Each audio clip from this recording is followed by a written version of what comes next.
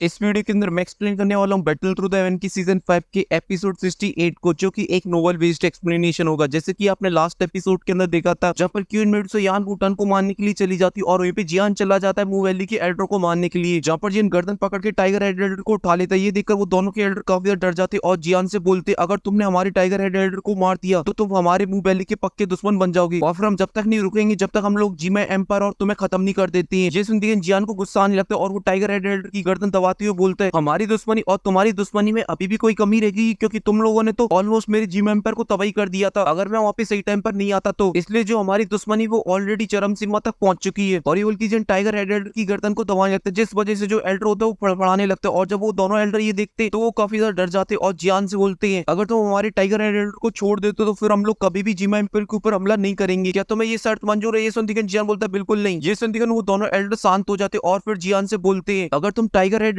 को छोड़ देते तो फिर हम लोग अपनी सीक्रेट मेथड तुमको दे देंगे, और जो मेथड है वो कोई नॉर्मल मेथड नहीं है, वो डी क्लास मेथड है। ये सुन देकर जियान के फेस पे एक स्माइल आ जाती है और ये सब देखकर उन दोनों एल्डर को लगने लगता है कि जियान अब शायद उनके एल्डर को छोड़ देगा। पर तभी जियान बोलता है कि भले ही तुम्हारी ये सीक्रेट मेथड वो बहुत ही तक कमाल की और ये मुझे चाहिए भी है, पर जो तुम लोगों ने हरकतें की है इस वजह से मैं इस टाइगर हेड एल्डर को तो जिंदा नहीं छोड़ सकता हूँ, इसलिए आज तो ये पक्का मरेगा। और फिर जियान के हाथ में ग्लेस फ्लेम आ जाती है और फिर से एक एरो निकलता है फ्लेम को और जाकर टाइगर हेड एल्डर की गर्दन में छेद कर देता है, जिस वजह से उसकी गर्दन में से खून की नदियां बहने लगती हैं। और ये सब देख के वो दोनों एल्डर काफी शॉक हो जाते हैं, जो कि अभी के लिए अपनी 3 स्केली बीस्ट का यूज करके अपने डाउन लेवल वाली पावर टाइगर हेड की बॉडी के अंदर डालने की कोशिश कर रहे थे, जिस वजह से वो बच के वहां से भाग पाए जियान के हाथों से। और अब तो वो निपट चुका है। इस वजह से वो गुस्से से आग बूला हो रहे होते और अपनी दिल्ली को निकालते हुए जियान से बोलते, हरामी लड़के, आज तू हमारे हाथों से जिंदा नहीं बचेगा। और जियान अपने मन में बोल रहा होता, तुम लोगों ने क्या मुझे बेवकूफ समझ रखा था, जो तुम मुझे बातों में लगाकर अपनी डाउन लेवल वाली पावर उसके अंदर डालना चाहते थे, पर शायद तुम्हें पता नहीं कि मैं तुम्हारा बाप हूं चालाकी में। तो और दोनों एल्डर जोर जोर से चिल्लाने लगते, जिस वजह से आसपास में खड़े हुए वॉरियर सभी को पता चल जाता है जियान के बारे में। और वो दोनों एल्डर सभी को इसलिए बता रहे होते क्योंकि अब वो सिर्फ मामूली से एक दाव वांग है, और साथ ही उनकी जो सीक्रेट तरीके की स्केली बीस्ट मेथड थी अब वो उन लोगों के लिए एकदम बेस्ट हो चुकी थी, क्योंकि अब वो लोग उसे यूज नहीं कर सकते दोनों। और इसी वजह से अब उनकी मुंह वैली के अंदर जो इज्जत है वो भी खत्म हो जाएगी पूरी तरीके से, क्योंकि पहले लोग उनसे इसलिए डरा करते थे और उनकी इज्जत किया करते थे क्योंकि वो एक दाउजोंग थे तीनों, और वो मामले से दाव वांग है। और उन दोनों एल्डरों की आवाज सुन के वहाँ पे सभी के सभी वॉरियर आ जाते हैं। तो जिन अपनी स्पिरिचुअल पावर से उन सभी वॉरियर को देखता है, जहाँ पर उसे पता चलता है कि 3 डाव वांग है और काफी सारे डाव वेंग भी है, और वहाँ पे 2 मुंह वैली के एल्डर तो है ही। और इन सभी को देख के जियान की एकदम से तोते उड़ जाते हैं और फिर वो अपनी स्पिरिचुअल पावर का यूज करता है और उस टाइगर हेड एल्डर की फिंगर से उसकी स्पेस स्टोरिंग को बाहर निकाल लेता है और फिर उसे अपनी पॉकेट के अंदर रखता है और अपने विंग्स निकालता है और वहां से भागने लगता है। तो ये देखिए वो मुंह वैली की दोनों एल्डर बोलते हैं अपने सभी साथियों से, जाओ जाकर इस लड़के को पकड़ के लाओ, जिंदा या मुर्दा, बस मुझे ये लड़का चाहिए। जैसे लेकिन मुंह वैली की सभी वोट जाकर जियान के ऊपर हमला कर देते हैं। तो जिन्होंने लाते उसे बजाकर वहां से भागने लगता है, पर उन लोगों की संख्या काफी ज्यादा होती है, इस वजह से वो जियान को भागने नहीं दे रहे होती है। तभी एक डाउइंग लेवल का वॉरियर जियान के सामने आ जाता है, तो जियान एक अपनी ग्लेस फ्लेम का पंच बनाता है और उसके मुंह में जड़ देता है, जिस वजह से उसका फेस ब्लास्ट हो जाता है और फिर जियान वहां से भागने लगता है सिटी से बाहर। पर तभी जियान के सामने एक डाउ वांग लेवल का बंदा आ जाता है, तो जियान अपनी फ्लेम का पंच एक और बनाता है और उस बंदे के कंधे में मार देता है, जिस वजह से वो बंदा काफी दूर खिसका हुआ चला जाता है। और फिर जियान फिर से उसके पास जाता है और फिर से उसमें मारता, लगे तेरी लगे तेरी लगे तेरी, जिस वजह से उस वॉरियर की जो हालत होती है वो काफी ज्यादा खराब हो जाती है। तभी जियान के सामने वो दोनों मुंह वैली के एल्डर आ जाते हैं और जियान को चारों तरफ से घेर लेते हैं और फिर वो दोनों मिलकर एक फॉर्मेशन को बनाने लगते हैं। ये सब देख के जियान भी अपनी फायर रिंग को बनाता है और उनके अटैक पे काउंटर अटैक कर देता है, जिस वजह से उनका अटैक नष्ट हो जाता है और वो दोनों पीछे खिसके हुए चले जाते हैं। और फिर जिन इसी का फायदा उठाते हैं और वहां से भागने लगता है जंगल के अंदर। तभी जियान के सामने काफी सारे डाउन लेवल की वॉरियर आ जाते हैं मुंह वैली की, तो जिन उन सभी में लाते घूसे बजाने लगता है और उनके बीच में बैटल कॉम्बैट होने लगता है, पर वो काफी ज्यादा होते हैं, इस वजह से जियान के उनके सभी अटैकों से बचने में काफी ज्यादा प्रॉब्लम हो रही होती है। इस वजह से जियान अपनी बॉडी के ऊपर एक फ्लेम आर्मर ले आता है, पर इससे भी जियान को कुछ ज्यादा फर्क नहीं पड़ता क्योंकि उनकी जो संख्या थी वो काफी ज्यादा होती है। और यहाँ पे जो 2 मुंह वैली के एल्डर और बाकी को उनके जो डाउन लेवल की वॉरियर थे वो एक फॉर्मेशन को बनाने लगते हैं। और ये सब देख के जियान समझ चुका था ये सब ऐसे तो नहीं खत्म होने वाला है, इसको खत्म करने के लिए मुझे अपना सबसे पावरफुल अटैक को बनानी पड़ेगा। और ये बोलते जियान अपनी 2 हेवनली फ्लेम को बाहर निकाल लेता है और बनाने लगता है एंग्री बुद्धा लुटस को। पर तभी अचानक से वहां पे आ जाती है क्वीन मेडुसा